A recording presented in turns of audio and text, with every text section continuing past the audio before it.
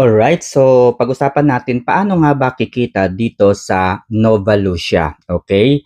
So kanina itinuro ko sa aking nakaraang video yung paano ito ma-activate yung inyong account, okay? So pumunta po kayo sa ibaba, pindutin po ninyo itong mine, ayan, mine, at i-click nyo po itong ID Verify. So ilagay po ninyo yung inyong pangalan, yung inyong ID number. Huwag po kayo maglalagay ng kahit anong dash po dito sa ID number po ninyo. Ang mga ID na pwede po dito, nandyan po yung passport, UMID, postal, national at TIN ID po, no, na pwede po ninyong ilagay, okay? So maghintay lamang po tayo ng approval. Kung hindi naman po at nagmamadali kayo, pwede po ninyong i-click kaagad itong contact support at ipakita nyo po sa kanila, i-message nyo lamang po ito. Ayan, magme-message kayo para ma-activate po. Ito po kaya po ng ginawa ko, please activate my account. Okay? So yan po yung ginawa ko para ma-activate. Okay? Kapag activated na po yung inyong account, paano po yung unang kita? Okay? So una, magta-top up po kayo ng minimum of 1,000 pesos. Okay? So, i-click nyo lamang po itong top up. Pero bago po mag-top up pala, okay, para makasigurado po tayo, pumunta po kayo dito sa address. Ayan, address. Ilagay po ninyo yung inyong address. Siyempre, ilagay din po ninyo yung bank card ninyo dahil dito po pupunta yung inyong mga withdrawal. Okay? So, sa bank card. Okay? After po ninyong mailagay yung address at yung bank card, ay pwede na po kayong mag-top up. Okay? Okay, so pagka-top up po ninyo, ayan, pipiliin nyo lamang po ganyan. Pwede po kayong mag-top up gamit po yung Maya Wallet A, GCash Channel A, GCash Channel B. So sa akin po, GCash Channel A po yung ginamit ko. And then meron po kayong option para mag-top up ng 1,000 hanggang 20,000 to 50,000 pesos.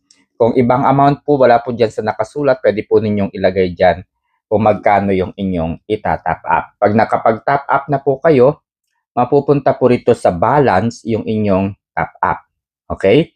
After po ninyo mag-top up, pumunta po kayo dito sa Activity Center at pindutin nyo lamang po yung makikita po ninyo dito na activity. Pwede po kayong kumita dito ng hanggang 500 points, which is convertible po sa cash. So, yung points na yun, mapupunta po dito sa point system po niya. Ito pong points na to ay pwede pong i-convert into cash. Okay? So, pwede pong 500 pesos or 60 pesos po yung pwedeng i-convert. Okay? So, paano kayo makakapag-bid? Okay, ganito po yun. Paano kayo kikita?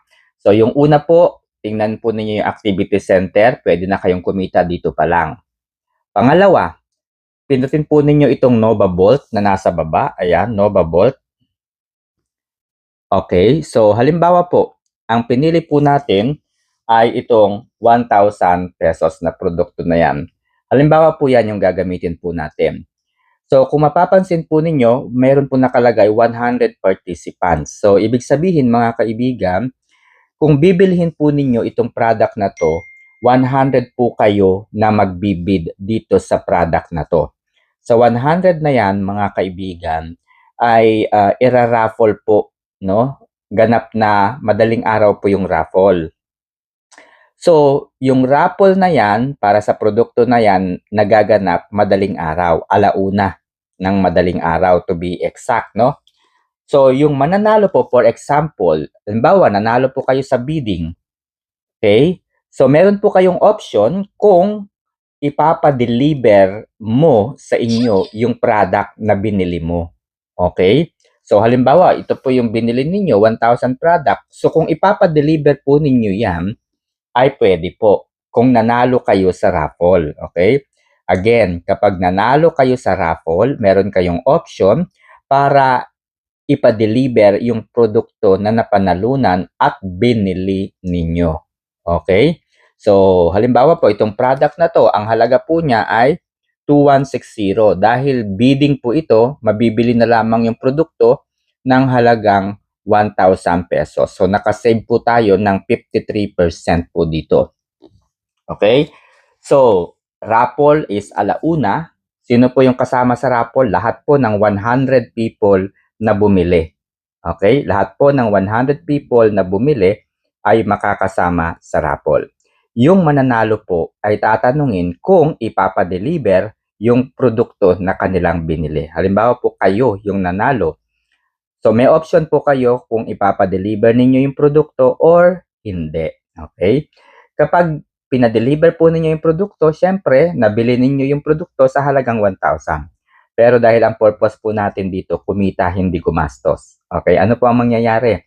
Sasabihin nyo lamang po, hindi ninyo tatanggapin yung produkto. May magme-message po sa inyo. Ang gagawin po nila, ibabalik nila sa iyo yung pera, no, na ginamit mo sa pang-bid, halimbawa 1,000 pesos, ibabalik nila sa iyo yan. At pupunta po yan dito sa balance, okay? Babalik po sa balance yung pera po ninyo. Plus, yung pagiging participative ninyo doon sa bidding ay mapupunta naman po dito sa point system. Okay? So, ibig sabihin, mga kaibigan, hindi po kayo talo kasi babalik po yung pera ninyo at the same time, yung kikitain po ninyo pupunta po dito. Bakit po points? Eh kasi po, convertible to cash yung points na yan. Okay? Gaya nga po ng sinabi ko, hindi po kayo nawalan, kumita pa po kayo kasi itong points na yan is equivalent to 60 pesos. Di ba? So, hindi ninyo tinanggap yung produkto, i-resell po nila ito.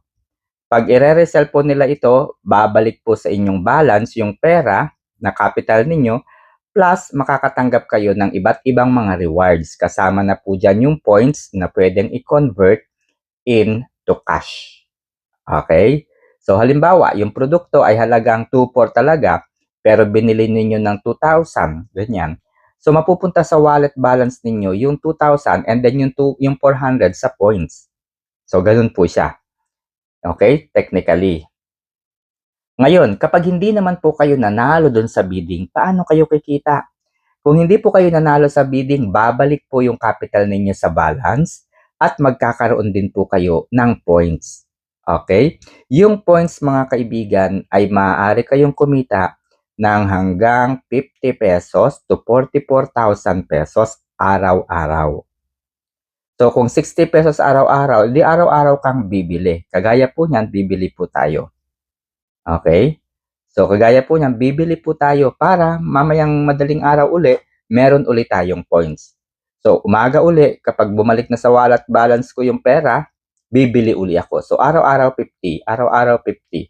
So, kapag marami na pong na produkto na binili, is doon po tayo kikita. So, Nova Bolt, bibili po tayo.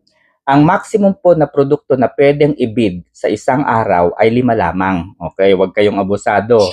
5 araw lang, guys, no? 1, 2, 3, 4, 5 produkto lang yung pwede ninyong i-bid. Kasi, bigyan niyo ng pagkakataon yung iba na kumita naman.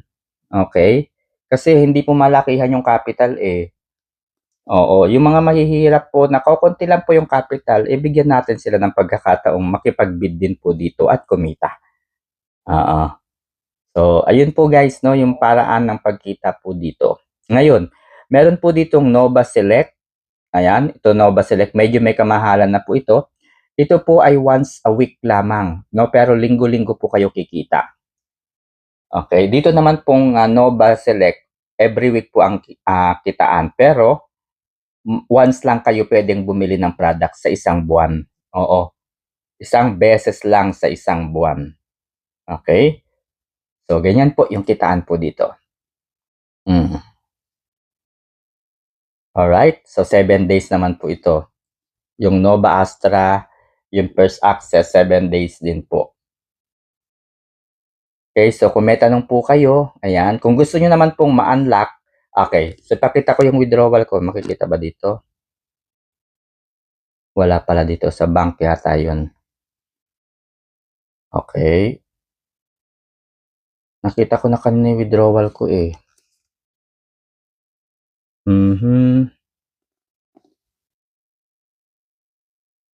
Ayan. So, ito po, withdrawal. Oo. Kanina po yan. January 5, 2026, 5 a.m. in the morning. Nag-withdraw ko kaagad. Okay? So, yun lang po. And good morning. Ayan. So, ayan po guys, oh. Ito yung sinasabi ko sa inyo. Nagbid ako ng 5. Binalik din nila kaagad yung 5. Yung 4,000.